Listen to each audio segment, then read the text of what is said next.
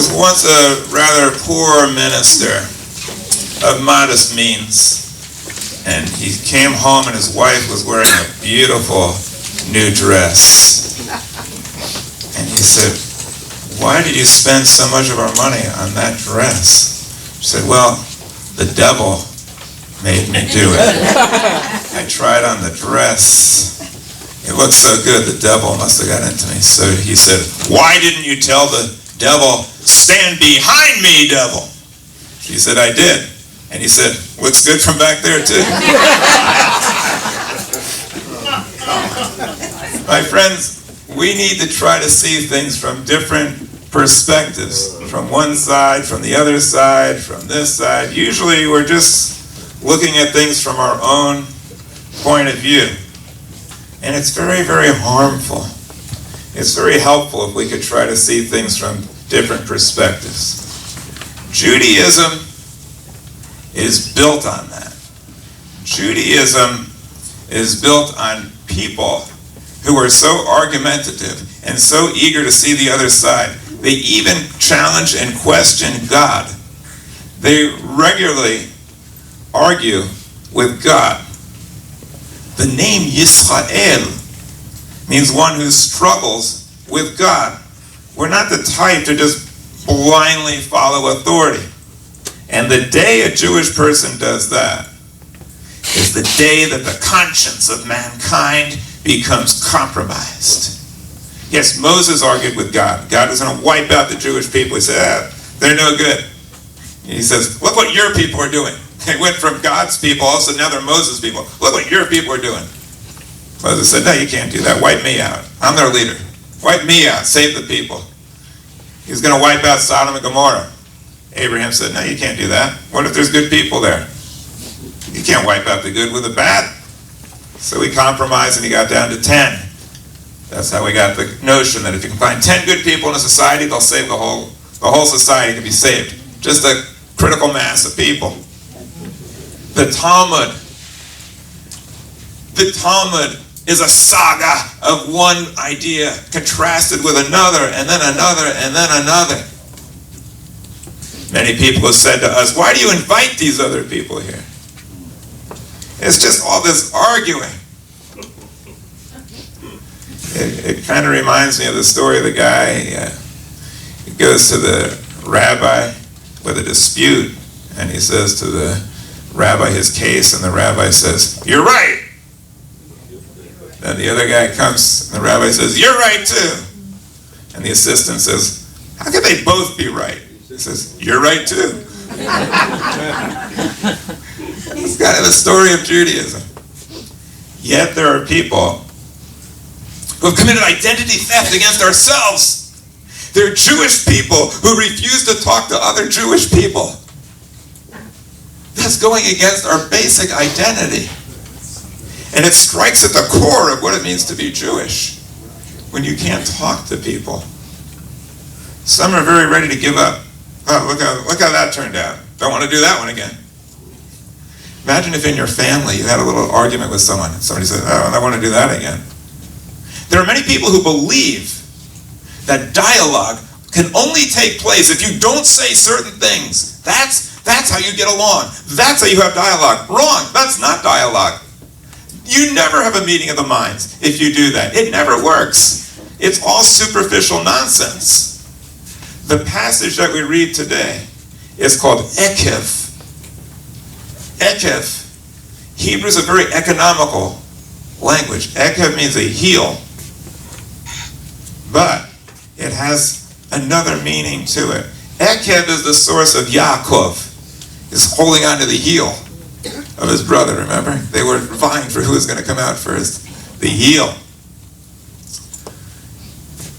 Ekev means if you do this, this is going to happen. That's what Ekev is talking about. Remember, it says, if you follow my commandments, good things are going to happen. The fruit of your land will be blessed if you follow my laws. Well, today we know that following all the mitzvahs of the Torah is not necessarily going to produce a good result. You can keep all the commandments you want. it will have no effect on climate change. It will have no effect when the government cuts back funding for people who are trying to exercise their basic rights. And a right that can't be exercised is not a right, it's an illusion. And the day that women lose the ability to have control over their own reproductive freedom, that's a sad day for this society. Look around the world. You want to see where poverty exists? It's where women are not treated with dignity, and they're treating as no more than breeding machines, and they don't have the ability to exercise control over when they want to bring kids into the world. The Supreme Court of Florida said the most important right you have in Florida is two. One, to check out of this world when you want and how you want, death with dignity, and the other is decide whether you want to bring new life into the world. How dare people say that only the wealthy should be able to have that right? That if you don't have enough money, sorry, then you don't get to have contraception. The organization that prevents more abortions than any other organization in the world is Planned Parenthood. The one who is tagged with being the ones who love abortion, who like taking the lives of babies. This is the organization that protects life and prevents abortion. And the day we don't have the ability, and the poor don't have the ability to exercise choice and to use contraception, is the day that our society goes downhill. And the day poverty increases and civil rights decrease, with all the other problems associated with that, crime and lack of education, squalor and want, and trapping women in a cycle of poverty.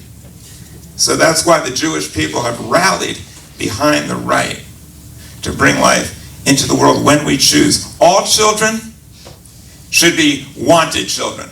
Imagine what a society would be like. And Ekev, as sure as you can count on your fingers, 1, 2, 3, you can tell that if women don't have that right, society is in serious, serious trouble. And the other thing we know, Ekev, cause and effect. Our people tried to figure it out. They were thinking, what do we need to do to get control over our lives? They did the best they could. For the Iron Age people, they came up with some pretty good ideas. Let's treat people well. But today we know a little bit better. Today we know that there are certain laws that affect life on this planet. You put up enough CO2 in the atmosphere, and you're going to cause all types of trouble. You know, Venus is not really that habitable. And it's not just because of its proximity to the sun. It's got a blanket over it, and it's exceptionally hot. And now, what a sad spectacle it is. What a tragic spectacle it is that the G7 are meeting to try to collectively figure out what to do in order to deal with the problems of the world, including climate change. And all they're trying to figure out is how to avoid a major catastrophe, because our president might get upset with some comment or something, and treating NATO and treating the G7 like there's some kind of a store in one of his towers that if they don't pay enough rent, then he doesn't want anything to do with them.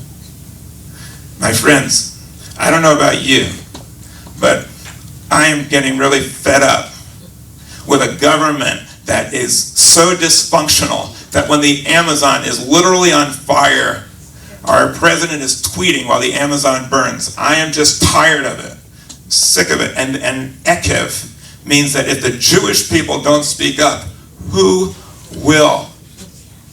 And so many people have told me, especially ministers, you can't talk about it, you can't say anything about it, you shouldn't get involved, this is politics, you have no right to do it. First of all, as a civil rights attorney, I will tell you that the law does not require ministers to be silent. That's not why they're silent. Maybe they think so, it doesn't. They're silent because they don't want to lose members, okay? They don't want to say anything controversial because they don't want someone to walk, okay? But don't listen to me on this, okay? Maybe I'm just some kind of radical. And by the way, you know what a radical is? Literally means someone who goes back to the roots. And if you go back to the roots of Judaism, we're troublemakers. We argue. When other people are willing to just sit around and watch and do nothing, we answer to a higher authority, a Hebrew national named Moses, who left the comfort zone of the palace to side with the slaves, and who decided to get out and do something. That's what we do. That's going back to the roots. So you can call me a radical if you want, but you don't have to listen to me. You can listen to Martin Luther King. Now, we have a lot of ministers in this country. One of them, they named a holiday after. So I guess he knew what he was talking about. And he said there comes a time when one must take a position that is neither safe nor politic nor popular, but he must take it because conscience tells him it is right. Our lives begin to end the day we are silent about things that matter. He had a really good friend. His name was Abraham Joshua Heschel. And he said, there is an evil which most of us condone and are even guilty of. Indifference to evil. We remain neutral, impartial, and not easily moved by the wrongs done unto other people. Indifference to evil is more insidious than evil itself. It is more universal, more contagious, more dangerous. A silent justification that makes possible an evil erupting as an exception, becoming the rule, and in turn being accepted. That's what's going on, my friends. There's horrors going on all over the place. And the sad thing is, the very sad thing is, even when something horrific, like preventing the poor from having access to contraception, which should be mobilizing people in horror, there's just so many horrible things happening that it's hard for people to even react.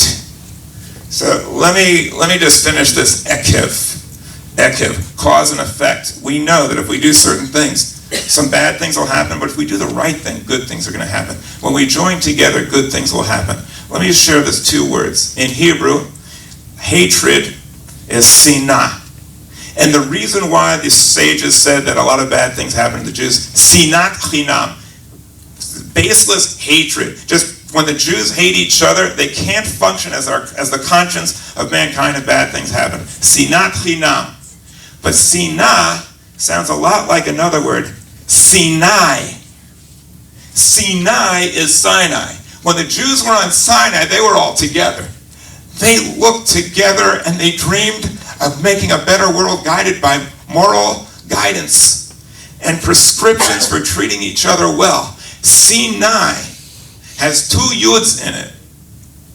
And yud is like a yid. It means Jewish people. And 2 yuds spell God, which means that when Jewish people come together around a good cause, there's nothing that we can't do. We can accomplish great heights, and God himself, however you configure that to be, if you believe God is a healing power or a power that can transform the world from what it is into what it should be, that power is alive and well. But when the 2 yuds are gone, all you get is sinah. You get hatred. So let us come together. And I'm not talking about targeting one party or another. That is toxic. We need to come together, both parties, but reject any person, no matter who he is, which violates our basic core principles of protecting the planet, protecting a woman's right to choose, protecting us from guns that are destroying us. And let us tell all Jewish people and all people of conscience, if you want to be pro-life, stop telling women what to do with their bodies and stop regulating over zygotes and start making sure that we have universal health care, reasonable gun laws, some way of protecting our planet from climate change, and let us all rejoice and celebrate as we do on Shabbat, this blessed earth, and consider it all sacred ground. And let us make sure that we understand that to destroy this planet, as we are now doing, and to be silent about it, is the worst form of blasphemy, the most horrible form of sacrilege, and something which we should never allow on our watch. Let us join together as Jews with all people of conscience so that we can create a world of shalom, of peace, and of love. Amen.